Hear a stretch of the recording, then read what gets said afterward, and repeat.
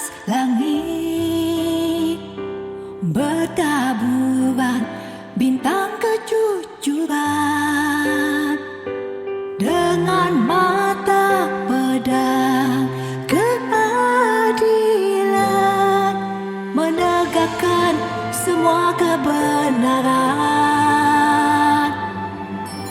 Tak ada yang lebih baik ketika hati harus memilih. Yang ringan tidak diberatkan, yang berat tidak diringankan. Semua adil,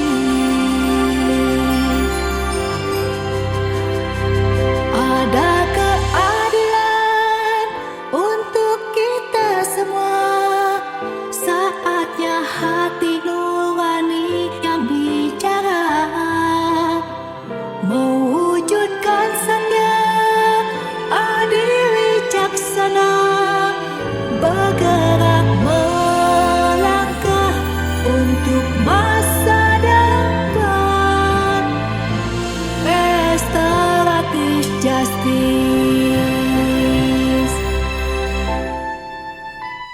Semangat keadaan restoratif ini bukan lagi pemenjaraan seperti tadi disampaikan oleh teman-teman di paparannya, bagaimana mengupayakan pemulihan perkara pidana.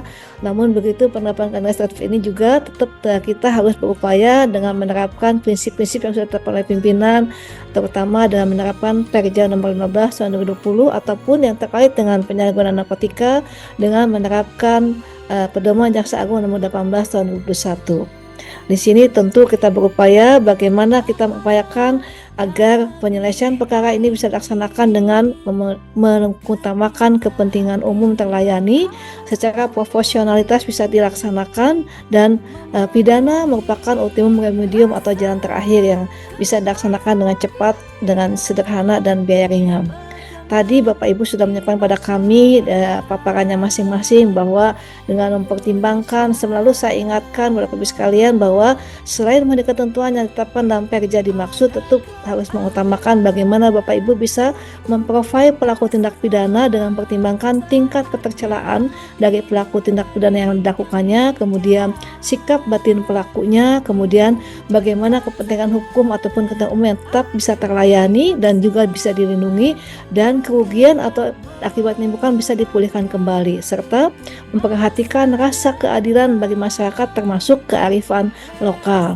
Tadi Bapak Ibu sudah menyampaikan pada kami bahwasanya melalui kebijakan restoratif justice ini tentu kita bisa mengupayakan memberikan edukasi kepada masyarakat bahwa jaksa bukan hanya sekadar memberikan ruang pengampunan bagi para pelaku tindak pidana, tetapi Bapak Ibu sudah secara cermat menyampaikan kepada kami bagaimana kami bisa yakin memberikan kepastian kepada Bapak Ibu bahwa dari semua yang sudah Bapak Ibu paparkan pada hari ini ada 7 perkara orhada dan 1 perkara narkotika. Yang pertama adalah 1 perkara tindak pidana pencurian dengan pemberatan diajukan oleh Kejaksaan Negeri Nganjuk.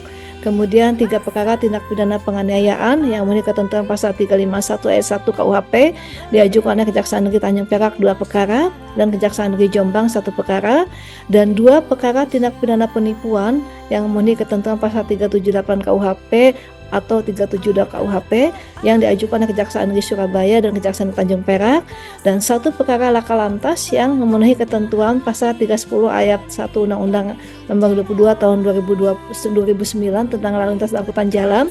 Kami nyatakan diterima untuk dihentikan putusannya dengan menerapkan keadaan restoratif. Dan tadi dari Kejaksaan Negeri Ngawi sudah memberikan penjelasan bahwasanya ada perkara penyalahgunaan narkotika yang layak untuk dihentikan putusannya dengan menerapkan keadaan restoratif, yaitu 1 perkara atas nama tersangka Yulianto Mulyo Imam Santoso. Kami berharap tetap semangat untuk bisa ke depan mengupayakan bagaimana membantu pemerintah untuk bisa membatasi over capacity dari LP yang ada dengan cara bagaimana kita bersikap atas nama negara melakukan tindakan-tindakan yang humanis dalam mengajukan permohonan penghentian putusan dengan menetapkan keadaan restoratif.